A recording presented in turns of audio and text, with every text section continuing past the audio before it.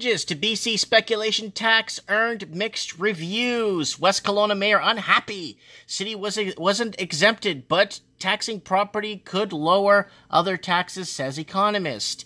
Well, there's a huge problem down in Kelowna with pricing in the Fraser Valley, in the valley there, just out of control. Medium house prices are in and around $600,000 to $700,000.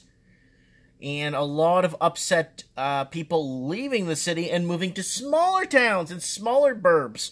Let's see what's happening. The BC's government announced changes to the provincial speculation tax were not what the mayor of West Kelowna was hoping for. Notably, some areas were excluded from the levy, but West Kelowna and Kelowna, which had asked for exclusion, were not. I am quite prepared to go back to Victoria to make an appeal on this, West Kelowna Mayor Doug Findlater said. Findlater argues his city is a new municipality and has huge infrastructure needs, and the speculation tax will drive away developers. That means less money for city coffers.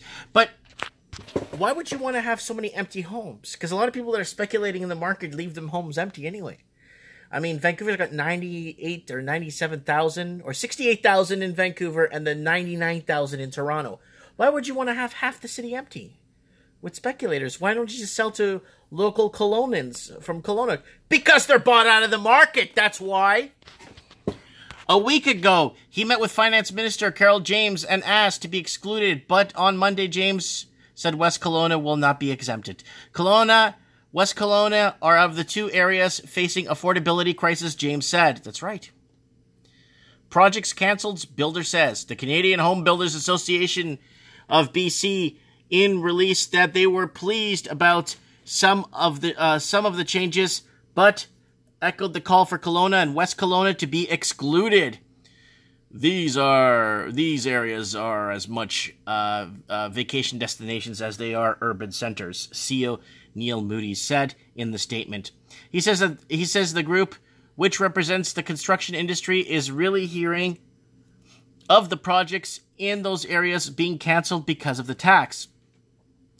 Like, I mean, what, no one local are buying properties, so you have to depend on outside speculation to sell homes in that city? Yeah, that's how bad it is, guys. These new projects would have created jobs for many in the Okanagan beyond just the home building companies, glazers, farmers, product suppliers, manufacturers, and more. Taxing real estate-wise academic.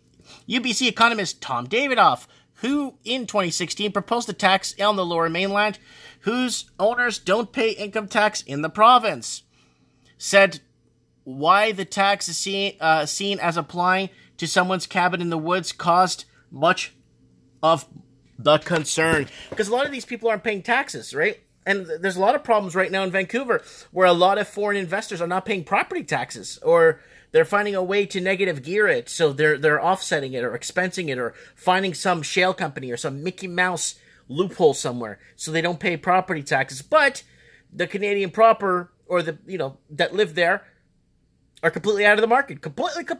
Even if they had 10 jobs, they still couldn't get into the markets.